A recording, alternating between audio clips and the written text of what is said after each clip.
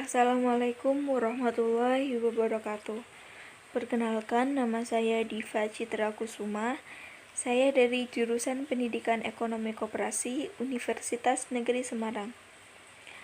Kali ini saya akan sedikit menjelaskan tentang observasi sekolah pada Madrasah Aliyah Negeri 1 Banyumas. Madrasah Aliyah Negeri 1 Banyumas atau kerap kali disebut MAN 1 Banyumas merupakan salah satu sekolah menengah atas yang berbasis agama. MAN 1 Banyumas terletak di Kota Purwokerto, tepatnya di Kabupaten Banyumas, Jawa Tengah. MAN 1 Banyumas ini merupakan sekolah yang sudah terakreditasi A. MAN 1 Banyumas juga memiliki cukup banyak prestasi seperti di bidang keolahragaan maupun di bidang akademik lainnya.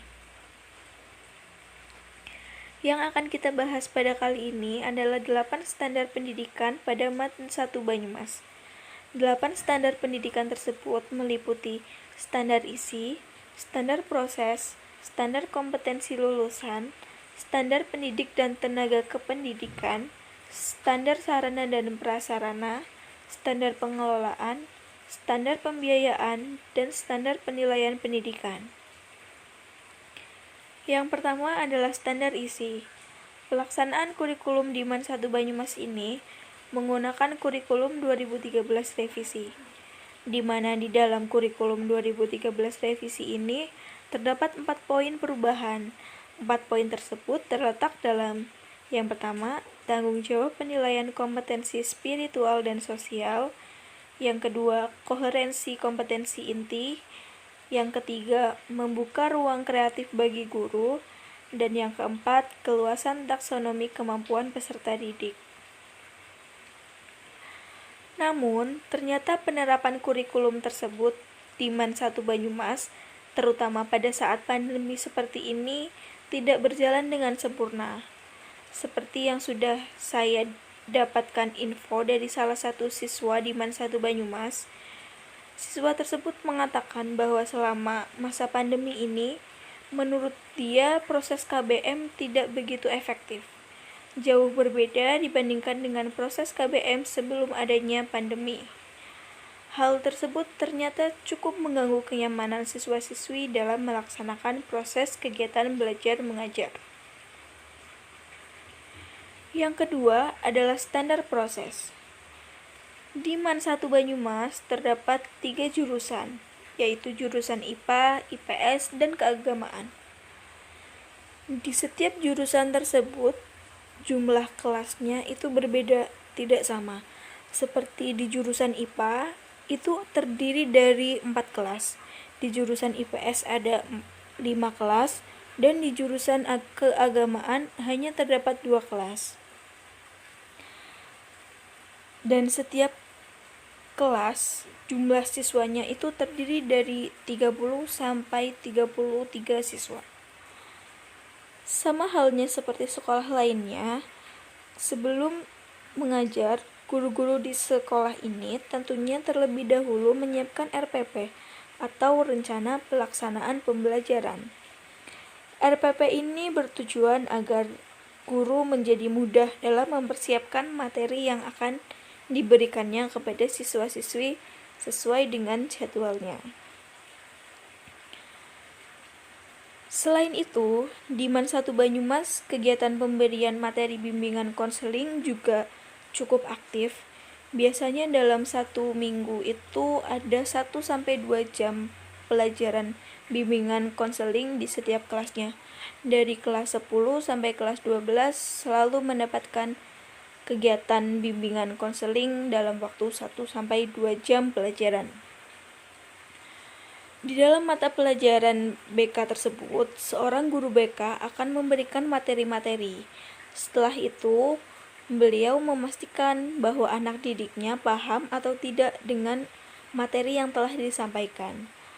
Selain pemberian materi, biasanya seorang guru BK akan memberikan sesi tanya jawab.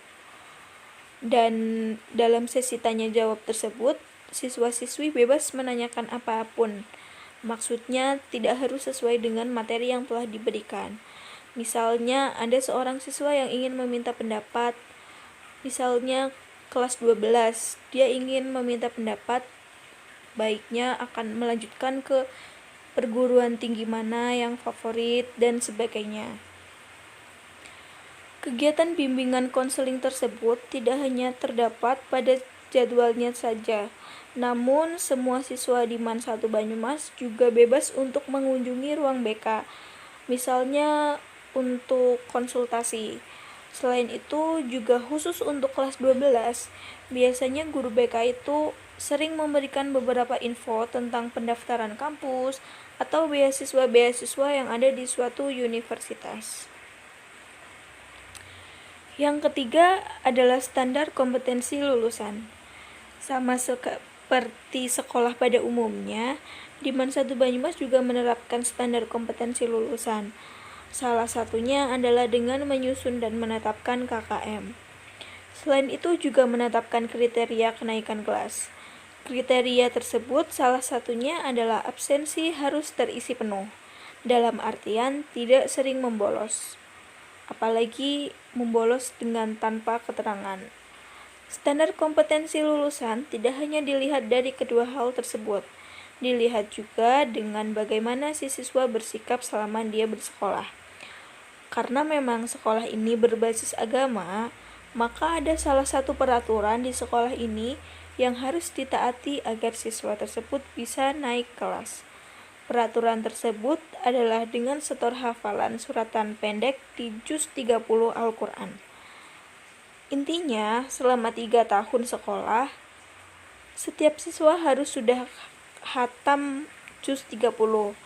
Jadi, juz 30 itu dibagi selama 3 tahun. Misalnya di tahun pertama kelas 10, semester 1, semester 2 dibagi beberapa surat sampai pada akhirnya nanti di kelas 12 juz 30 tersebut sudah selesai di setiap siswanya.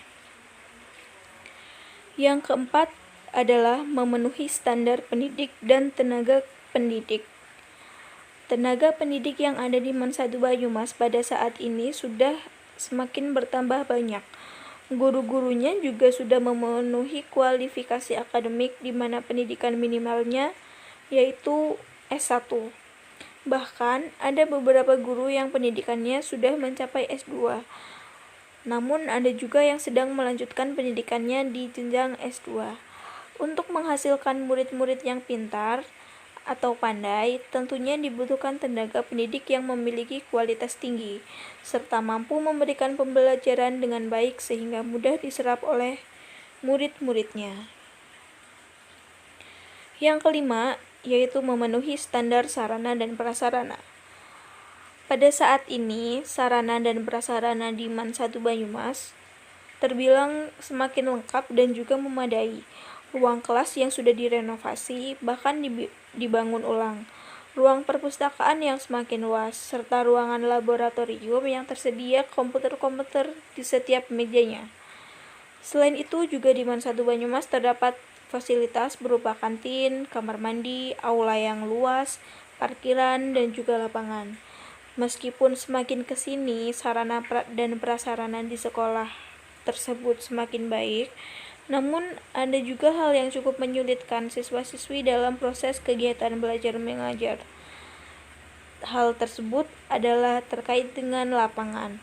Memang di MAN 1 Banyumas ini mempunyai lapangan, namun lapangan yang ada di MAN 1 Banyumas ini tidak cukup luas, sehingga pada saat-saat tertentu, pada saat praktek olahraga, seperti misalnya permainan bola besar seperti sepak bola, itu mengharuskan siswa-siswi MAN 1 Banyumas memakai lapangan yang ada di sekitar MAN 1 Banyumas.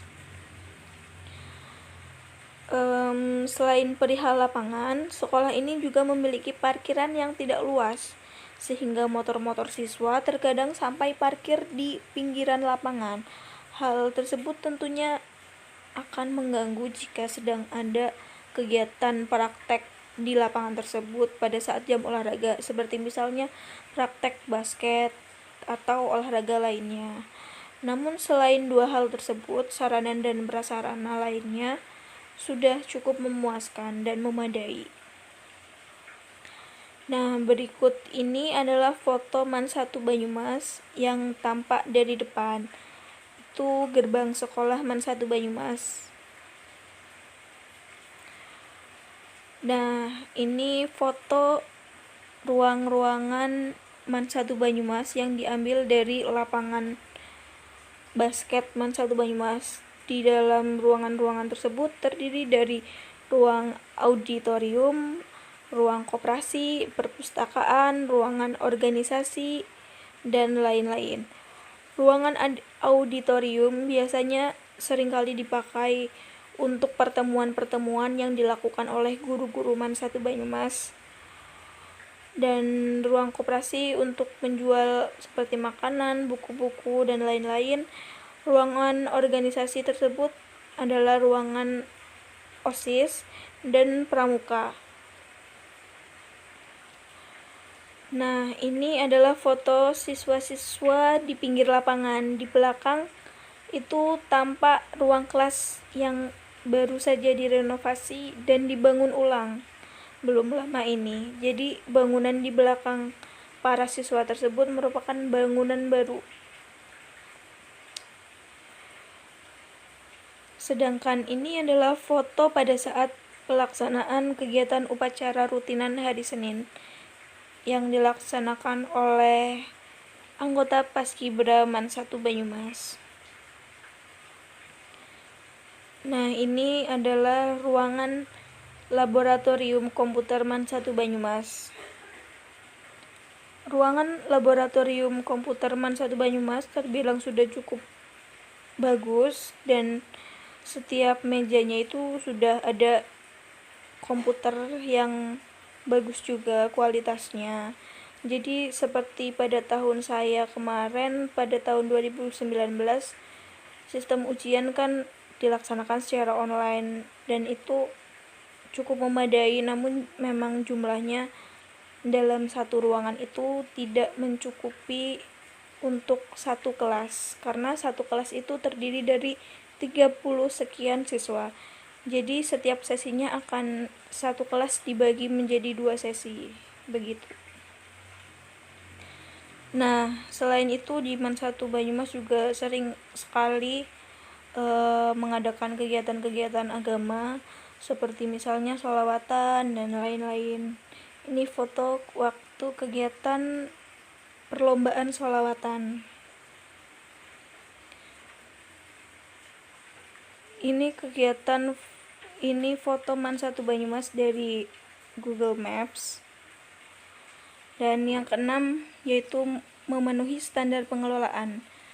Dalam memenuhi standar pengelolaan ini, sekolah sudah pasti harus memiliki visi dan misi.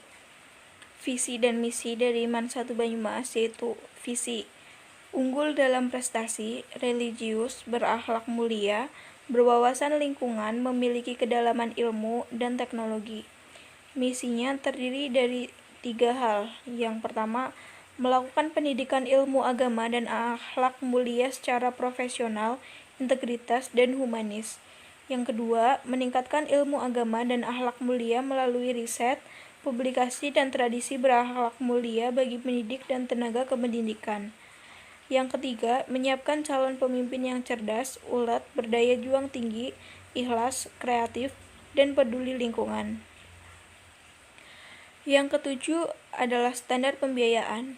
Standar pembiayaan yang diterapkan oleh MAN 1 Banyumas tidak terlalu memberatkan para orang tua siswa. Di sekolah tersebut hanya diminta pembayaran SOP setiap bulannya. Besarnya biaya SOP tersebut juga terbilang masih wajar dan tidak terlalu tinggi.